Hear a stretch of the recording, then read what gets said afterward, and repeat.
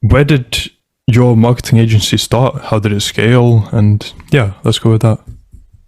Yeah, so around May of 2022 is when I opened my own agency. Before that, I was working a sales job at this like high ticket company. We were selling a passive or alternative investments to real estate investors. And I had a team of appointment setters I was working with, but none of us were really vibing with that company. Like they weren't really pulling in numbers, and their sales process and their marketing processes both were just not that good.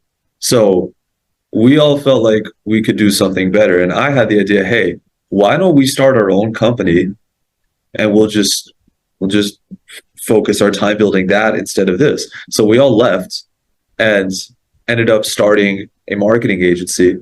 And I kind of knew copywriting before the sales job, but my team didn't, and we didn't really have much money. So as any startup, we got innovative, and I thought, how can I teach everybody copywriting in a streamlined, simple yet powerful way on a budget, quite frankly. So I got everybody subscriptions to Hustlers University at the time, and I said, everybody go through the copywriting training, go through all of it, reverse engineer some swipe, and then after that's there, I'll teach you some of the advanced stuff. And then it actually laid a pretty good foundation. Mm-hmm. They all picked it up pretty quickly. What was your life like before you joined the real world? And how long before or after did you start your marketing agency in regards to that? Yeah, so before I joined the real world, I was a broke college dropout living in my college apartment trying to make money and wasn't really working.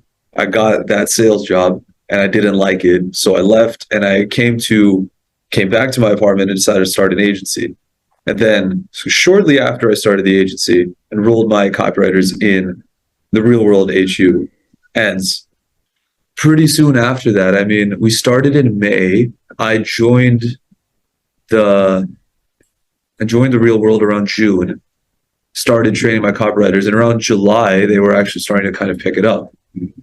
And then around August, we got our second client. So I would say within about 2 months, yeah, around 2 months of joining the real world is when I actually started seeing results. Because while they were learning, they were still beginners. I couldn't really rely on them just yet. But around August, they started getting better, reverse engineering everything. We had sent out like 1,000 cold emails to what we thought was our market at the time. We ended up contacting a bunch of unqualified leads, but it was good learning experience and copywriting practice for them anyway. I mean, yeah, it just gave us a path and we executed it. Got results, yeah, not so far afterwards. So you've been doing copywriting now for 8 months?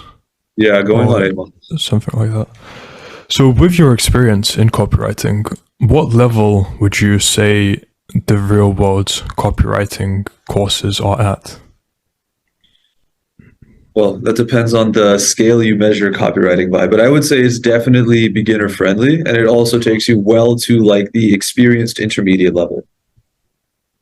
So like extremely advanced stuff that you would read in like a Eugene Schwartz book or David Ogilvy book, that's not there, which is good because that would just confuse the people coming in if you give them too much advanced stuff right off the bat. But you can get pretty far with just what you learn in the real world. Like, okay.